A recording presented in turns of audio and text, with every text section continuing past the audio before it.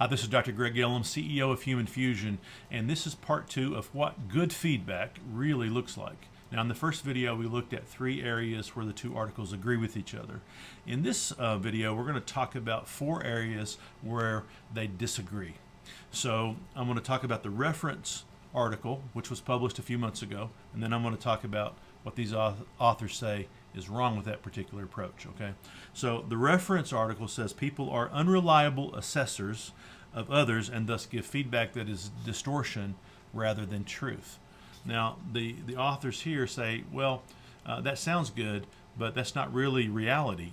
In reality, what feedback helps us with is the perceptions of other people, and perceptions are reality. We've always heard that. We've always believed that. That's probably true, more than not. So what other people perceive about us, they're going to give us that type of feedback, and that really helps positively shape our leadership and our management styles. So that's number 1.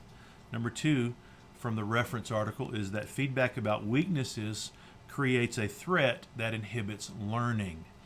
The authors here refute that by saying that potentially threatening events has been shown in key research on executives as the most valuable thing and key drivers of their own development. And so if they had missed out on that critical feedback, they would have missed out on potentially the biggest learning of their careers. So that's number 2.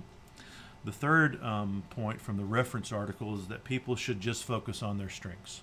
And of course, the authors here refute that by saying that if we have a fatal flaw, what Aristotle called hymartia, if we have that fatal flaw, then there's nothing that we're going to be able to do to overcome that necessarily. We've got to figure out how to mitigate it.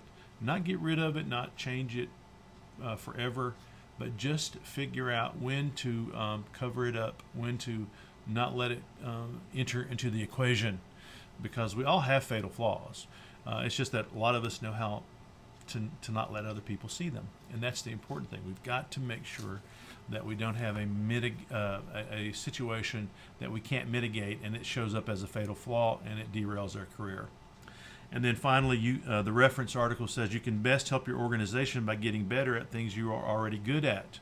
But the problem that arises is that in most research, we know that leaders are not good at things that they're going to need well into the future, like inspiring commitment, like change management, like strategic planning. And so if you don't know how to do something, there's no possible way you can get better at it.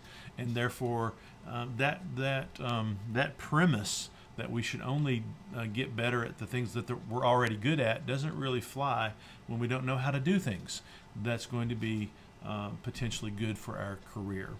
So interesting article and how it refutes some of the ideas from the reference article. And so in the last video, we're going to try to synthesize kind of both ideas, and we're going to come up with a strategy that's going to help you move forward and make some sense out of this feedback thing. If you like these types of videos and other management related things, subscribe to Human Fusion, turn on your notifications, and we'll keep you up to date on all the things that affect your management practice. Thanks and have a great day.